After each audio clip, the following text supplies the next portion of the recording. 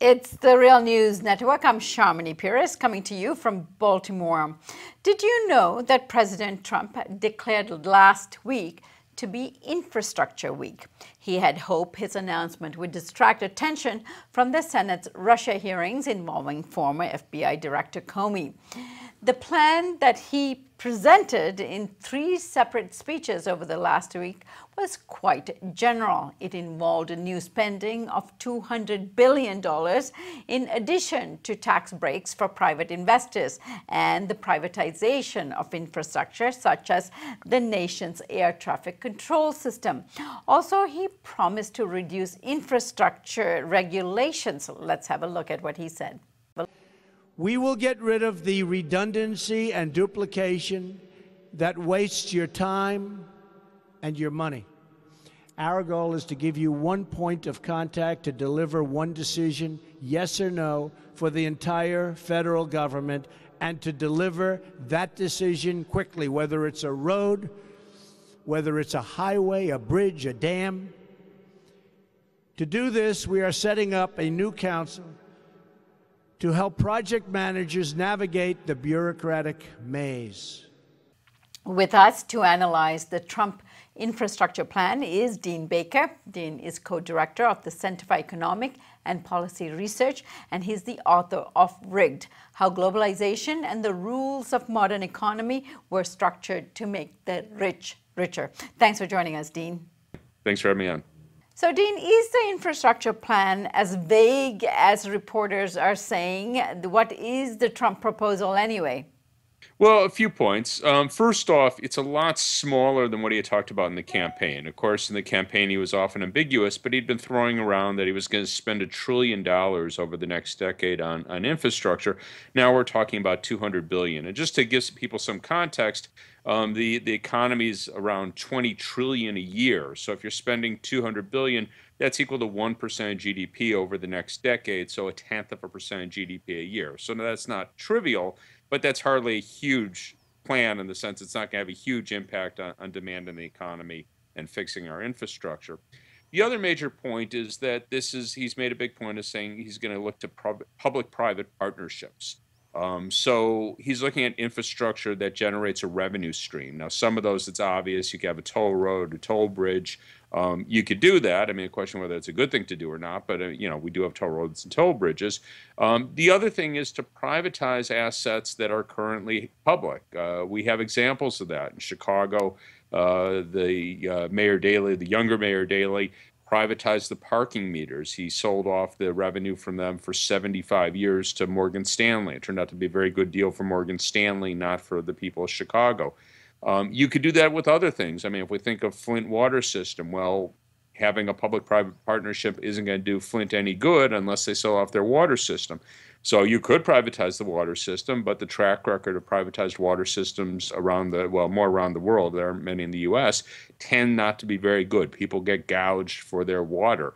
So what he's looking at here is much less money than he had talked about in the campaign, and also basically privatizing what are now public assets, and quite likely on terms that are going to be very bad for the American people. And, one of the points I keep coming back to, Trump has really been unprecedented in his willing to just ignore basic rules about conflicts of interest. And you're always going to have issues of corruption, but this is virtually come and take it. And the takers are not going to be most of the people in the country. They'll be Donald Trump's rich friends. So, Dean, if the private-public partnerships end up benefiting the corporation and not in the public's interest, give us some other ways in which we could implement the rebuilding of infrastructure in the country using one that is more beneficial to us. Well, historically, most infrastructure spending occurs at the state and local levels. So the federal government subsidizes it, but state and local governments actually spend the money, decide where it should be spent. Now, there are complex formulas that determine how the money's allocated, and arguably cities have not gotten their fair share because oftentimes state governments are dominated by more conservative interests rural areas and suburbs, and they've often starved the cities. Now, you could try to counter that by increasing the allocations to cities to ensure they have enough money. And important to point out that we should think of infrastructure more broadly, so it should include public transit, and that should mean things like buses, not just building subway systems. And one of the things I would love to see us do more of is, why not just have free buses? You could experiment with that, one day a month, 2 days a month, and see what happens, because you don't lose a lot of revenue that way. And if we got more people taking the buses, I just think that would be a great thing. Also, one of the important points to understand, there's this logic, certainly from conservatives, that somehow the market does things better. And you go, okay, businesses are there to make a profit. And there's a great example of the problems here in California. They privatized some toll roads. They told they had a contract with some companies there. They were going to improve their highway or build a highway. I forget which it was. But in any case, they said, okay, you're going to be able to collect tolls on it for however many years. I'm not sure exactly what the terms of the contract were. Now, what happened was there's a huge amount of congestion on the highway. And the state of California said, well, we want to build, we want to relieve the congestion, so we're going to build other roads. I think they had plans for mass transit as well. Well, there was a clause in the contract that said, no, you can't compete with us. So here you had this absurdity that they couldn't take steps to relieve congestion because the private company that's trying to maximize profit wanted the congestion. They wanted more people on their road. And the state was saying, no, we want people to be able to get to work. So that's the sort of thing we should expect to see, because they're in business to make a profit, and they're going to try to do it as much as possible. In Chicago, where they try and privatize their they privatize their parking meters.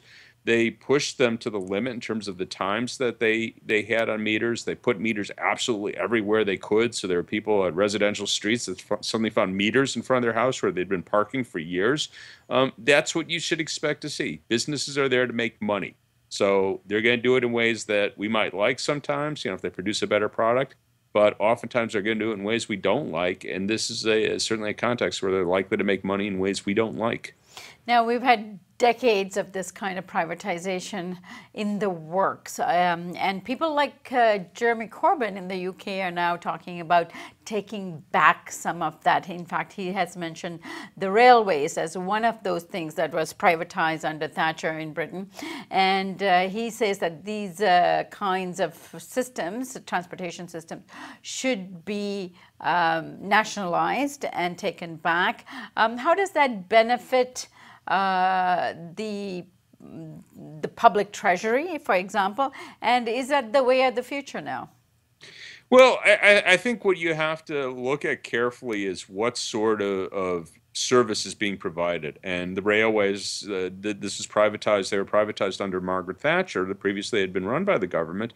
And the argument was, well, the private sector will do it more efficiently. Now, railways, like highways, like water systems, they're largely a monopoly. You're not going to have two rail tracks going right against each other and competing. You certainly won't have 10 or 20, what we'd like to see with a market with a lot of competitors. You will not see that with rails.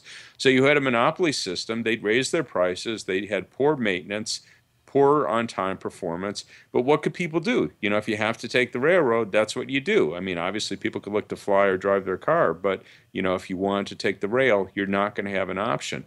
So Corbyn had a loss. This was no doubt a popular thing for him in the election. He did better than just about everyone expected, almost pulled it off in terms of actually being able to form a government. But in any case, he clearly was a very popular labor leader, and part of that story was making assets public again, taking assets public again that have been privatized in prior decades. All right. And Dean, let's take a look at this money that's been allocated for infrastructure development here. So Trump announced $200 billion, which you have already stated is not enough. What kind of money does it take to be able to do the kind of things that Trump actually talked about, make America great again through infrastructure rebuilding? Well, we're at historically low levels in terms of public investment and projected to go lower. What happened in 2011, of course, there was a budget deal between President Obama and the Republicans who had taken over Congress in the prior election, and that set us on a path of lower spending. We're keeping it more or less constant in nominal dollars, but falling when you adjust for inflation. We have roughly 2% inflation every year, so you carry that out over 10 or 15 years, you're talking about spending 15% less in real dollars. And furthermore, you expect ordinarily that infrastructure spending rises roughly in step with the economy. If the economy is 20% larger, other things equal, we'd expect you need to spend 20% more.